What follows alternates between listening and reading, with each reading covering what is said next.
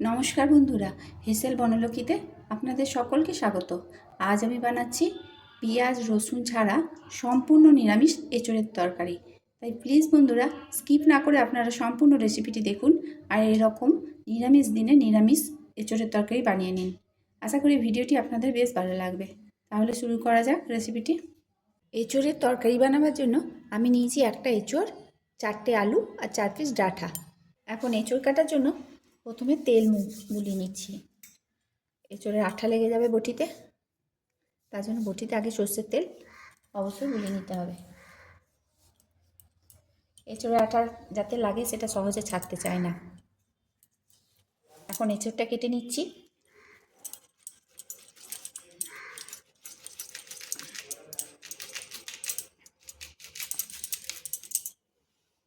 এঁচোড়টা একবার জল দিয়ে ধুয়ে নিলাম। এখন খোসা ছাড়িয়ে এঁচোড়টা কাটবো।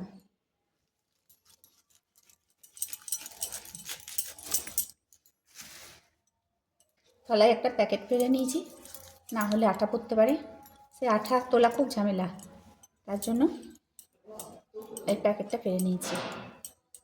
আর একটা গামলায় তেল বুলিয়ে তাতে জল নিয়েছি, তাতে গামলাতে আঠাটা লাগবে না। এঁচোড়টা কেটে এই গামলার মধ্যে রাখবো।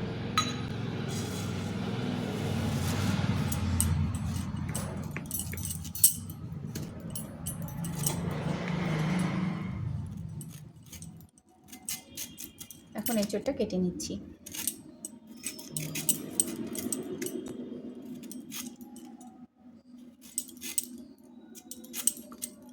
এইভাবে খোসাটা বাদ দিয়ে দিচ্ছি। আর এই মাঝের যে সাদা শিরা, এটাও বাদ দিয়ে দিতে হবে।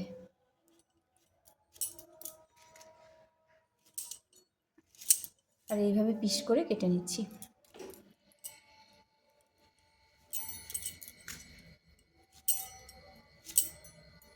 এইভাবে এঁচোড়গুলো কেটে নেব আর জলের দেবো সঙ্গে সঙ্গে।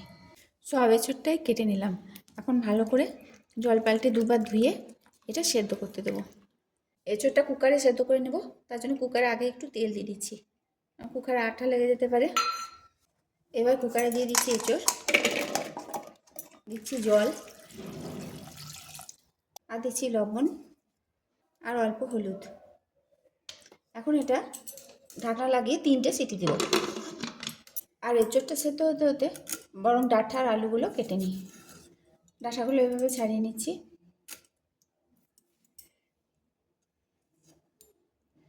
আর এরকম পিস করে কেটে নিচ্ছি।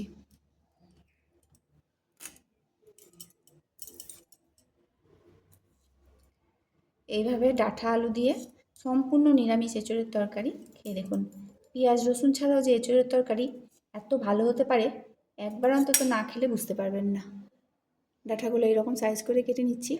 সব ডাঁটাগুলো কাটা হলে আলুগুলো খোসা ছাড়িয়ে ঠিক এইভাবে মোটা মোটা করে কেটে নেব। আর আলুগুলোতে একটা সিটি দেবো। একটা সিটি দেওয়ার পর সঙ্গে সঙ্গে জল ঝরিয়ে নিতে হবে। এঁচোড় আর আলু আলাদা আলাদা করে সেদ্ধ করে জল ছেঁকে নিলাম। এখন কড়াইয়ে দিয়ে দিচ্ছি প্রথমে সর্ষের তেল। তেলটা গরম হলে প্রথমে ডাঁটাগুলো ভেজে নিচ্ছি। দিচ্ছি হলুদ আর লবণ। ডাঁটাগুলো ভেজে নেব। ডাঁটাগুলো ভালো করে ভেজে তুলে নিতে হবে। ডাঁটাগুলো ভাজা হয়ে গেছে, এখন তুলে নিচ্ছি। এই তেলেই এখন ছেড়ে দিচ্ছি সেদ্ধ করে জল ঝরিয়ে রাখা এঁচোড়। এঁচোড়টা এখন ভালো করে ভেজে নিতে হবে। এঁচোড়টা 2 থেকে 3 মিনিট হাই ফ্লেমে ভেজে নিলাম। এখন একটু রং ধরে এসেছে, এর মধ্যে ছেড়ে দিচ্ছি সেদ্ধ করে জল ঝরিয়ে রাখা আলু। আলু দিয়ে এখনো 2 মিনিট ভেজে নিতে হবে। দিয়ে দিচ্ছি লবণ আর অল্প হলুদ। অল্প হলুদ আর লবণ দিয়ে এটা এখন ভালো করে ভেজে নিতে হবে। আলু আর এঁচোড়গুলো একসঙ্গে ভেজে নিলাম। এখন এগুলো ঢেলে রাখতে হবে। 2 থেকে 3 মিনিট সময় নিয়ে আলুটাও ভেজে নিলাম। এখন ওই কড়াইয়ে দিচ্ছি সর্ষের তেল। তেলের মধ্যে দিচ্ছি 1 চামচ মতো ঘি। ছোট চামচের 1 চামচ দিলাম। তেল আর ঘি একসঙ্গে গরম হয়ে গেলে দিয়ে দিচ্ছি একটা শুকনো লঙ্কা ফোড়ন, দিচ্ছি তেজপাতা, দারচিনি, লবঙ্গ, এলাচ, মানে গরম মশলা ফোড়ন, আর দিচ্ছি অল্প সাদা জিরে। জিরেটা একটু ভেজে নিলাম। দিয়ে দিচ্ছি হিং, যেহেতু নিরামিষ রান্না তাই হিংটা অবশ্যই দিবেন। ফোড়নটা একটু ভেজে নিচ্ছি। এখন খুব সুন্দর একটা সুগন্ধ বেরিয়েছে। এই সময় আমি দিয়ে দিচ্ছি আদা কাঁচা লঙ্কা বাটা। আদাটা ভালোভাবে ভেজে নেব। ঘি, হিং আর আদা কাঁচা লঙ্কা বাটা একসঙ্গে দিলে খুব সুন্দর একটা সুগন্ধ বেরোয়, তাই ঘিটা আগেই দিয়ে দিয়েছি। এখন খুব সুন্দর একটা সেন্ট উঠছে। এখন আমি এর মধ্যে দিয়ে দিচ্ছি টমেটো পেস্ট। এখানে আমি দুটো ছোটো সাইজের টমেটো পেস্ট করে দিয়েছি। টমেটোটা এখন খুব ভালো করে কষিয়ে নিতে হবে, আর এই কষতে কষতেই এক এক করে সমস্ত মশলা অ্যাড করব। গ্যাসের ফ্লেম এই সময় লোতে করা আছে। দিয়ে দিচ্ছি জিরে গুঁড়ো, দিয়ে দিচ্ছি ধনে গুঁড়ো, হাফ চামচ জিরে হাফ চামচ ধনে দিলাম। দিয়ে দিচ্ছি হলুদ, হাফ চামচ কাশ্মীরি লঙ্কা গুঁড়ো। এখন সব মশলা একসঙ্গে কষে নেব। আমি যেহেতু আদার সাথে কাঁচা লঙ্কা বাটা দিয়েছি, আর তাতে 4টে কাঁচা লঙ্কা বাটা ছিল, তার জন্য আমি এখানে আর কোনো লঙ্কা গুঁড়ো ইউজ করছি না। আপনারা আপনাদের পরিমাণ মতো লঙ্কা গুঁড়োটা ইউজ করবেন। আর বন্ধুরা দেখুন, আমি এখানে একটু চিনি ইউজ করছি, কারণ নিরামিষ রান্নাতে একটু চিনি দিলে খেতে বেশ ভালো হয়, টেস্টের ব্যালেন্সটা থাকে, তাই চিনিটা আমি দিয়ে দিলাম। দিয়ে দিচ্ছি লবণ। আগে আমি লবণ দিয়েছিলাম, তাই লবণের পরিমাণটা বুঝে দিয়ে দিতে হবে। এখন মশলাটা খুব ভালোভাবে কষতে হবে যতক্ষণ না তেল ছেড়ে আসে।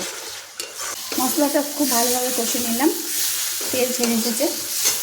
এখন এর মধ্যে ভেজে রাখা সমস্ত সবজিগুলো দিয়ে দিচ্ছি, ডাঁটা, আলু, এঁচোড়।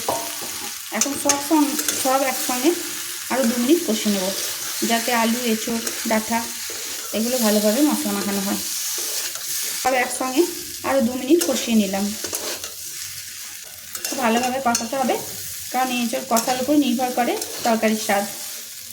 এখন এর মধ্যে দিচ্ছি গরম জল। জলটা অবশ্যই গরম দেওয়ার চেষ্টা করবেন। সব একসঙ্গে জলের সঙ্গে মিশিয়ে নিলাম। তরকারিটা ফুটতে শুরু করেছে। এখন ঢাকা দিয়ে আঁচ কমিয়ে 5 মিনিটের জন্য ফুটতে দেবো। তরকারিটা 5 মিনিট অল্প আছে ফুটিয়ে নিলাম। এখন এটা খুলে দেখি।